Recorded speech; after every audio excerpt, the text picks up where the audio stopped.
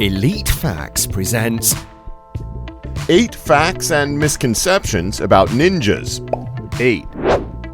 Misconception: ninjas are mythical and are a work of fiction.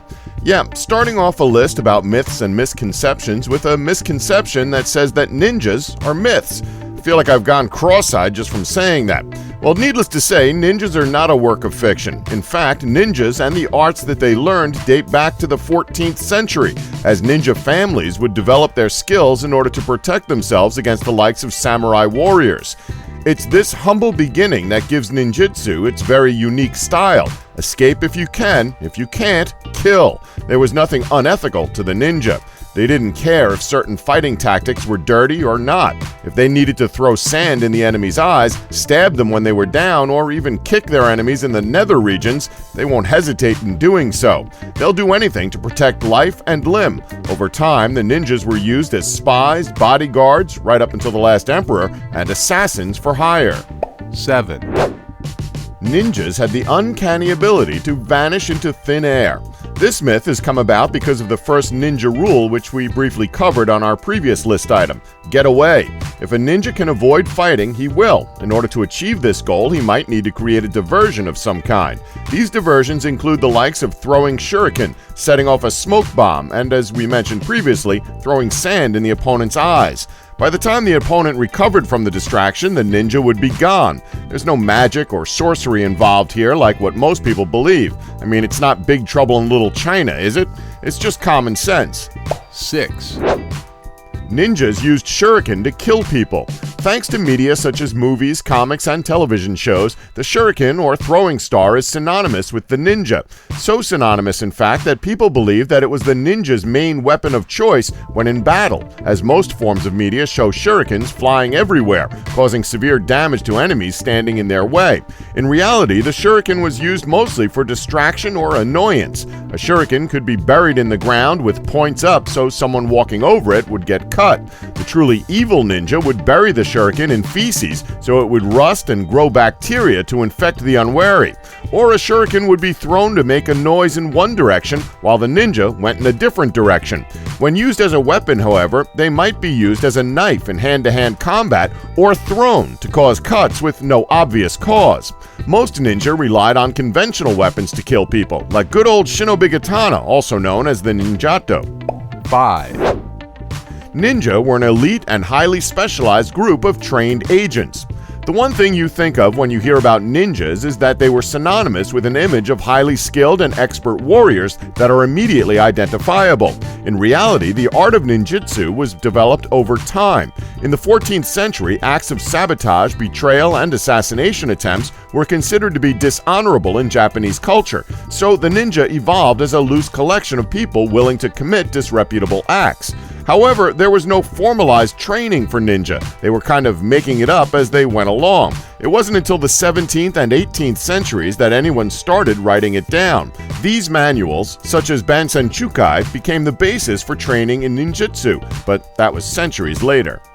4. Misconception: ninja were called ninja. During the 14th century, it's generally accepted that the covert assassins and saboteurs we now call ninja came into existence. However, during this period of time, they were never called ninja. As a matter of fact, they weren't called anything at all, as they weren't really recognized as a unique or elite group at the time of their inception. They weren't recognized as an established group until the 15th century, as their activity as a defined group of people was finally recognized by the public, and the word shinobi no momo came to be applied to them. Shinobi means to steal away, as in acts of stealth, and momo refers to a person. The written characters used to portray shinobi can also be pronounced ninsha, which evolved into ninja, which became popular among Westerners after World War II because of its ease to pronounce. 3.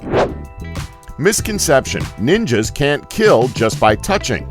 I bet you weren't expecting that.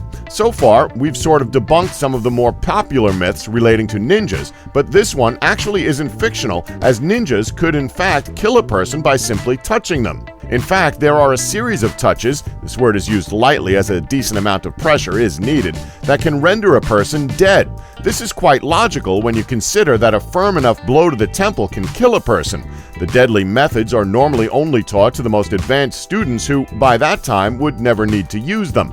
Fundamental pressure point techniques, however, are taught from the very beginning, and even the most basic student can take a person to the floor with one finger.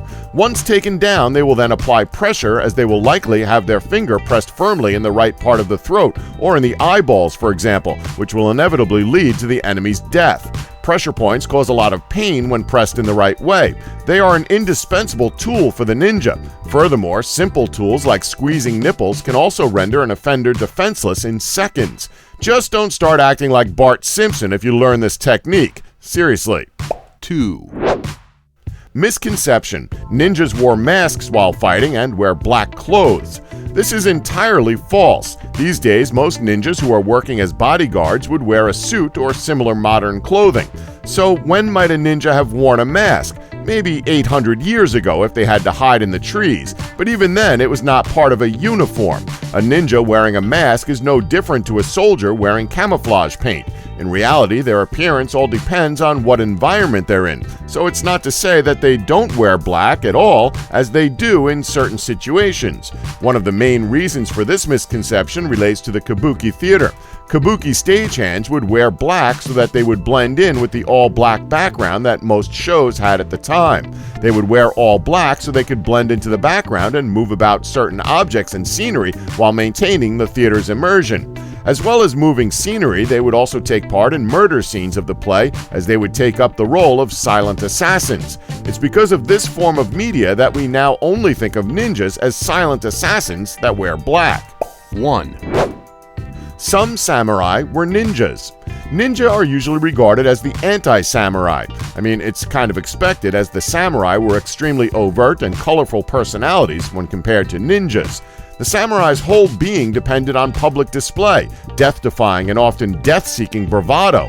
Ninjas, on the other hand, were the complete opposite. In order to be a spy, you have to survive and be secretive. Secretiveness was something the samurai pretended to despise. However, it's a fact that the ninja were vital to military activity, and quite often the samurai during the day doubled as ninja during the night. So could ninja be samurai at the same time? You could, theoretically. There would have been some sort of distinction because samurai were often extremely high class, but ninja not necessarily so. But there was an overlap in the middle. Don't forget to like us and subscribe for more Elite Facts.